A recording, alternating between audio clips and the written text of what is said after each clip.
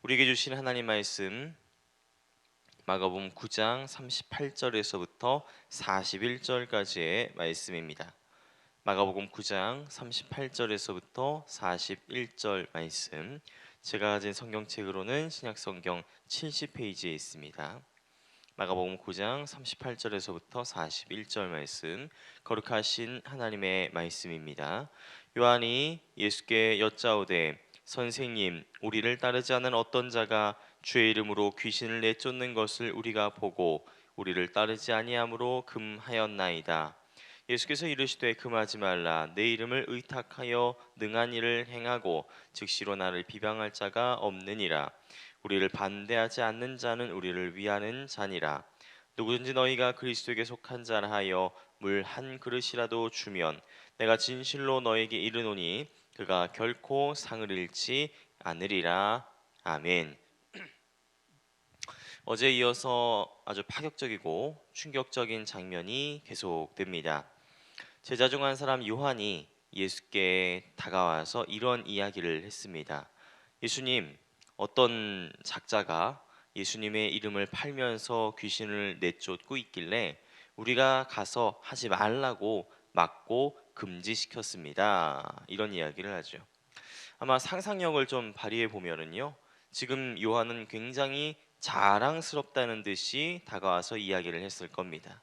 칭찬을 받을 줄 알았을 거예요. 예수님의 제자도 아니면서 예수님의 이름을 팔고 다니는 사기꾼 같은 사람을 저지했고, 그래서 스승 예수님의 명예를 지켰으니 제자로서는 아주 기특한 일을 한 것이죠. 칭찬을 받아도 3번을 넘어 받아야 할 일입니다. 그래서일까요? 요한이 이야기하는 이 멘트를 보면은 우리를 따르지 않는 자를 우리가 보고 우리가 금지시켰습니다. 우리 3번이나 강조를 하고 있죠. 그러니까 스승님, 예수님, 우리 좀 칭찬해 주십시오. 이렇게 이야기를 한 것입니다. 그런데 말이죠. 예수님의 반응은 전혀 다릅니다. 예수께서 이르시되 금하지 말라. 내 이름을 의탁하여 능한 일을 행하고 즉시로 나를 비방할 자가 없느니라. 우리를 반대하지 않은 자는 우리를 위하는 자니라. 무슨 말입니까? 그렇게 하지 말아라. 저 사람이 우리를 대놓고 반대하지만 않는다면 저 사람은 우리의 적이 아니고 오히려 우리와 함께 가는 사람들이다. 내 이름 좀 파는 거 그거 그렇게 중요한 일 아니다. 이러시면서 마치 오히려 그 사람의 편을 들고 계시는 것 같이 보입니다. 굳이 뭐 상상력을 발휘하지 않더라도 지금 요한 그리고 요한을 비롯한 제자들은 좀 섭섭했을 것 같아요. 사실 제자들로서는 마땅히 할 일을 한 것이거든요.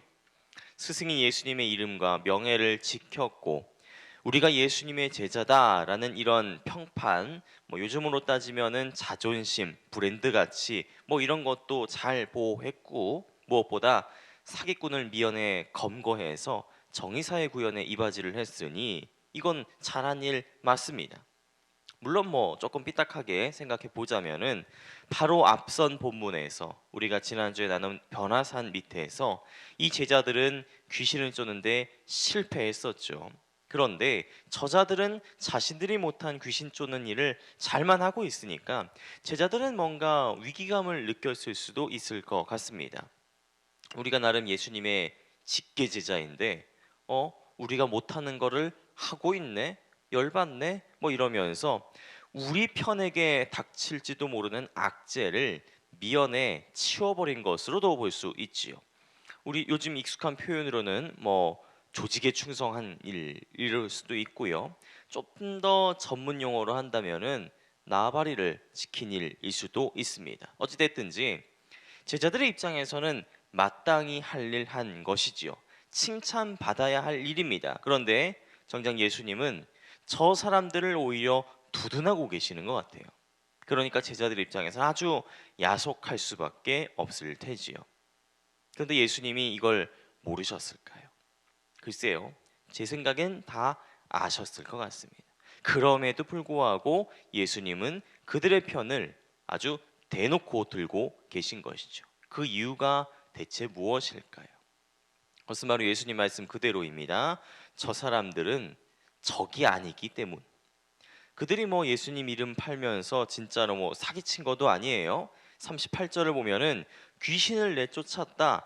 귀신 들려서 고통받는 자를 구해 주었다. 오히려 선한 일을 한 것이지요. 물론 절차나 과정상으로는 조금 문제의 소지가 있을 수는 있지만 예수님이 괜찮다 하시는데 더 뭐라고 할 말이 있겠습니까? 그럼에도 한마디를 좀 더 해보자면 예수님이 이렇게 대놓고 두둔하시는 이유, 그리고 예수님이 이렇게 말씀하시는 이유에 대해서 곰곰이 한번 생각해 볼 필요가 있을 것 같습니다. 41절에 그 단서가 나옵니다. 누구든지 너희가 그리스도에게 속한 자라 하여 물 한 그릇이라도 주면 내가 진실로 너희에게 이르노니 그가 결코 상을 잃지 않으리라. 예수님께서 이런 말씀을 하시면서 제자들의 마음을 상하게 하시면서까지 굳이 그 사람들을 옹호하시고 편드신 이유가 바로 여기에 있는 것입니다. 누구든지 물 한 그릇이라도 주면 하나님께 상을 받을 것이다 라는 이 말씀. 여기서 중요한 포인트는 두 개입니다. 먼저 누구든지 예수님의 제자라는 타이틀을 가지고 있던지 우리 성락성결교에 등록한 성도이든지 교회 직분을 맡은 중직자이든지 아니든지 그게 중요한 게 아니다라는 거죠. 누구든지 목마른 사람에게 물 한 그릇 주는 자는 하나님께 복 받는다. 물 한 그릇을 주는 것 자체가 중요하다라는 이야기입니다. 물 한 그릇이요? 그거 사실 어려운 건 아닙니다. 무슨 산의 진미나 호화로는 뷔페 풀코스 만찬을 차리는 것도 아니에요. 딱 물 한 그릇입니다. 실제로 고대 근동 사회에서 나그네에게 물 한 그릇 주는 것은 아주 기초적인 에티켓이었습니다. 성경에도 종종 나와요. 언뜻 생각이 나는 게 창세기 24장에서 먼 길을 걸어온 아브라함의 종에게 생면부지인 이 소녀 리브가가 물 한 그릇을 떠다 줍니다. 또 선지자 엘리야도 사르밧의 과부에게 물 한 그릇을 청했던 일이 있고요. 예수님께서도 수가성의 사마리아 여인에게 다른 게 아니고 물 한 그릇 달라라고 말씀하셨습니다. 이처럼 물 한 그릇이라는 것은 아주 작고 소박한 호의와 섬김, 그 사랑을 뜻하는 것이죠. 물 한 그릇 떠다 주는 거 이거 어려운 일 아닙니다. 문제는 이 어렵지 않은 일을 안 하는 게 문제죠. 목마른 자에게 물 한 그릇 떠다 주는 이 쉬운 일을 실제로 실천하는 사람이 없다라는 겁니다. 왜 그럴까요? 내 옆에 누가 목이 마른지 모르기 때문입니다. 내 옆에 누가 헐벗어 추위에 떠는 사람이 있는지 관심이 없기 때문입니다.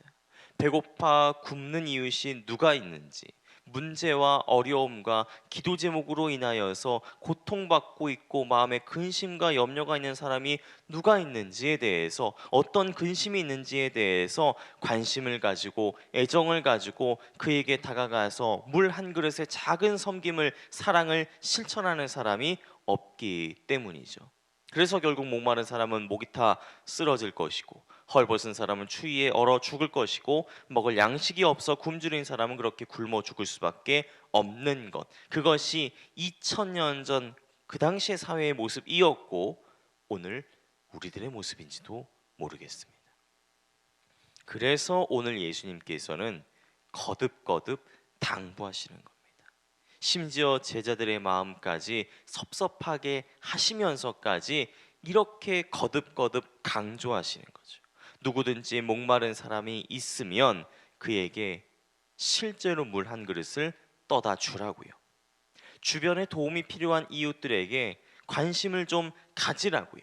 그래서 그들의 삶 가운데 구체적이고 실제적이고 분명하게 사랑과 섬김과 돌봄을 실천하는 것. 그게 예수님 이름을 팔거나 제자들의 나발을 지키는 이런 일들보다도 훨씬 중요한 일이라는 것입니다. 성도 여러분, 그렇기에 이 아침에 우리가 물어야 될 질문은 분명합니다. 과연 나는 물 한 그릇을 떠다 주고 있는가?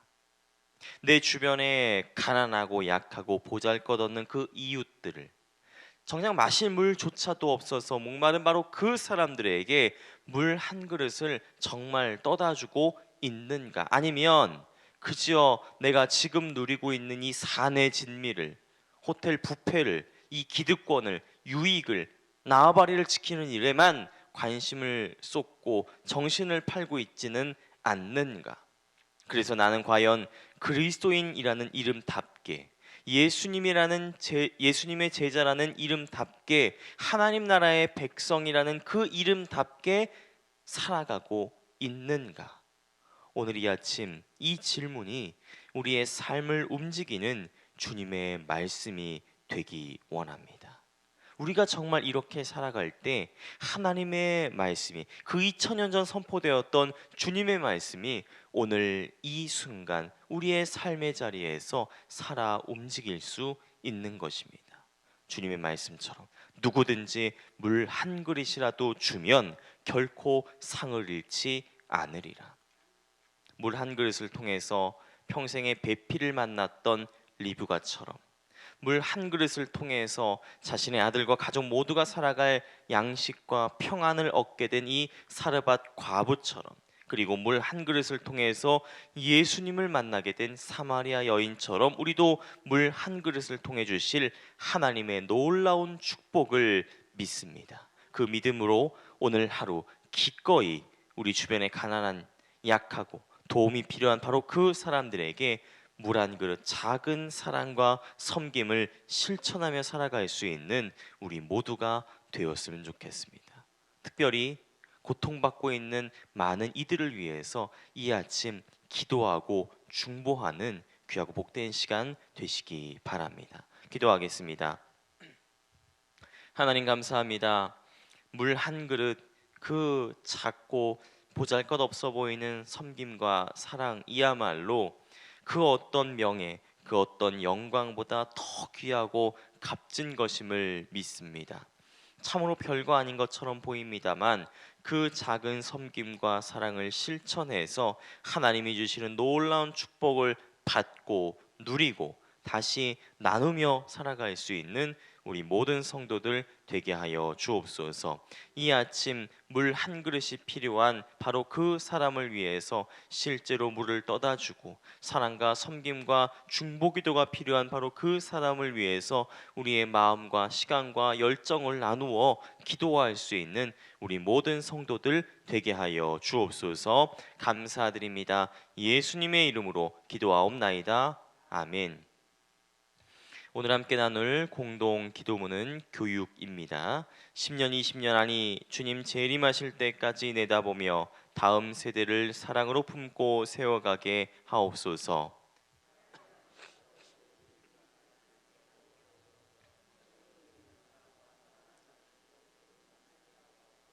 사무엘, 요셉, 다윗 부서를 크게 축복하옵소서.